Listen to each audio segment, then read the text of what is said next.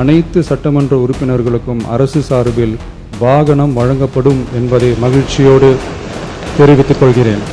ஒரு தரக்கா கொடுத்தார் இல்லை ஊருக்காக கொடுத்தார். ஏன்னா நான் ட்ரெயினில் தான் வரேன். அங்கேருந்து இங்கே உள்ள ஆட்டோவில் உள்ளே வரும்போதெல்லாம் ஒவ்வொரு தடவையும் காவலர் பணியாளர்கள்லாம் கேட்பாங்க, யார் நீங்கள் எம்எல்ஏன்னு சொல்லுவேன். ஐடி கார்டெலாம் எடுத்து காமிச்சா நம்ப மாட்டாங்க. ஸோ அதனால் கொடுக்கிற காரை இனோவா காராக கொடுத்தால் நன்றாக இருக்கும் என்று பின்னால் இருக்கின்ற உறுப்பினர்கள் சொல்லுகின்றார்கள்.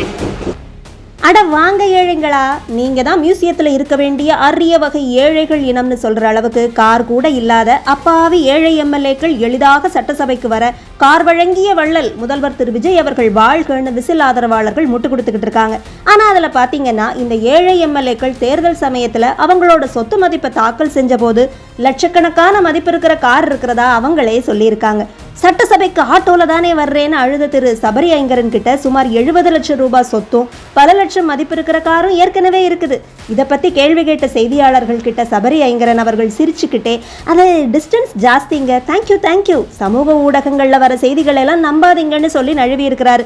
இவர் மட்டும் இல்லைங்க, கார் இல்லாத எம்எல்ஏ சண்முகன் அவர்கள் கிட்ட 30 லட்சம் ரூபாய் காரும் 37 கோடி ரூபாய் சொத்தும் இருக்குதான். இன்னொரு எம்எல்ஏ எல்இ ஜோதிமணி அவர்கள் கிட்ட 10 லட்சம் ரூபாய் காரும் 85 லட்சம் ரூபாய் சொத்தும் இருக்கிறதா அவங்களே சொல்லி இருக்கிறாங்க. இப்போ ஊடகங்கள் தான் பொய் சொல்றாங்கன்னா அதுல வர்ற தாவேக்கா ரீல்ஸ் எல்லாம் பொய்னு தானே சொல்லணும்.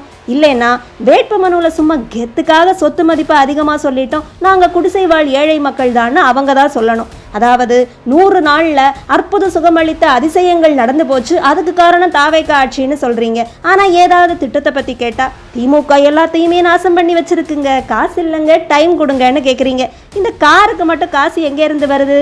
வரிப்பணத்துல இவங்களுக்கு கொடுக்குற சம்பளத்துக்கு எம்எல்ஏக்கள் என்ன வேலை செய்யறாங்கன்னு மக்கள் சந்தேகப்படுற நேரத்துல கார் வேறையான்னு நாங்க கேட்கலங்க. தங்க புள்ள கோட் சூட் போட்ட புள்ளன்னு முதல்வரை புகழ்ந்து நம்பி ஓட்டு போட்ட மக்கள் தான் முணுமுணுக்க தொடங்கி இருக்காங்க. அனைத்து சட்டமன்ற உறுப்பினர்களுக்கும் அரசு சார்பில் வாகனம் வழங்கப்படும் என்பதை மகிழ்ச்சியோடு தெரிவித்துக் கொள்கிறேன். ஒரு தரக்கா கொடுத்தார் இல்லை ஊருக்காக கொடுத்தார். ஏன்னா நான் ட்ரெயினில் தான் வரேன். அங்கேருந்து இங்கே உள்ள ஆட்டோவில் உள்ளே வரும்போதெல்லாம் ஒவ்வொரு தடவையும் காவலர் பணியாளர்கள்லாம் கேட்பாங்க, யார் நீங்கள் எம்எல்ஏன்னு சொல்லுவேன். ஐடி கார்டெலாம் எடுத்து காமிச்சா நம்ப மாட்டாங்க. ஸோ அதனால் கொடுக்கிற காரை இனோவா காராக கொடுத்தால் நன்றாக இருக்கும் என்று பின்னால் இருக்கின்ற உறுப்பினர்கள் சொல்லுகின்றார்கள்.